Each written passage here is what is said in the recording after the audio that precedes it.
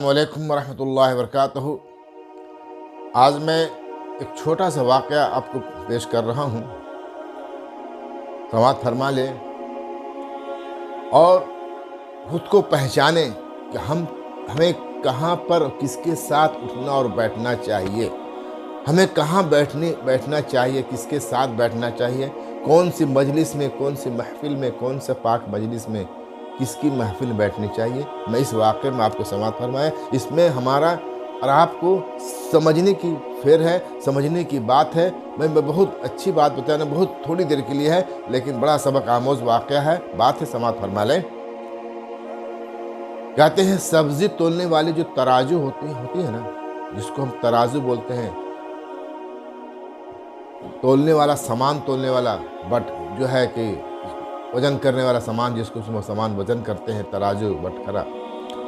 कहा गया है कि अगर मक्खी, जो कांटा, जिसको कांटा भी बोलते हैं हम लोग, मक्खी अगर कांटे पर बैठ जाए, यानी तराजू पर बैठ जाए, अगर एक पल्ले पर, कहीं एक पल्ले पर, जिस पल्ले पर बैठ जाए वो पल्ला भारी हो जाए, तो कहते हैं कि अगर मक्खी कांटे पर बैठ जाए तो कुछ फर्क नहीं पड़ने वाला। तो पड़ने वाला है। मक्खी, अगर हम तराजू में सब्जी तोल रहे हैं या कोई भी सामान तोल रहे हैं, और जैसे हमें जो सामान, उस सामान के ऊपर, अगर सामान के ऊपर, खाने की चीज़ पर, कोई भी चीज़ पर मक्खी बैठ जाए तो अगर थोड़ी सी भी अगर वज़न नीचे गिरता है तो कोई फ़र्क नहीं पड़ता, क्योंकि जो उतना ही वज़न का पैसा लेगा हमसे दुकानदार जितना हमने मांगा था।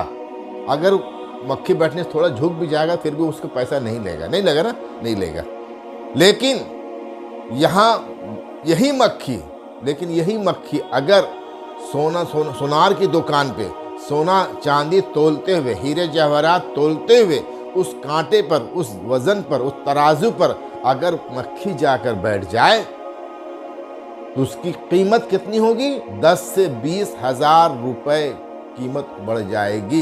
एक मक्खी बैठने से 10 से 20 हज़ार रुपये उसकी कीमत बढ़ जाएगी। वही मक्खी सब्जी तोल रहे थे, आलू प्याज तोल रहे थे, मक्खी बैठ गई, कोई कीमत नहीं बढ़ी।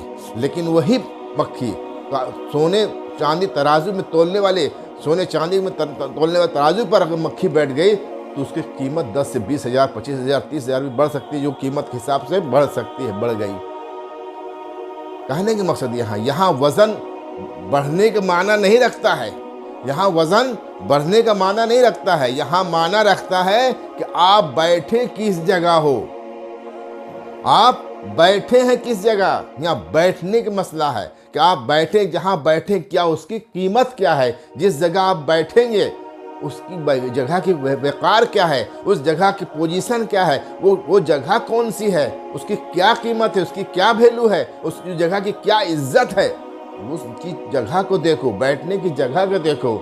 अगर आज हम यह महफिल पाक में हम सब यहाँ बैठे हुए हैं, तो ये महफिल पाक है, ये अल्लाह के रसूल जनाब मोहम्मद रसूलुल्लाह सल्लल्लाहु अलैहि वसल्लम की मुक़द्दस महफिल पाक है, मुक़द्दस महफिल है।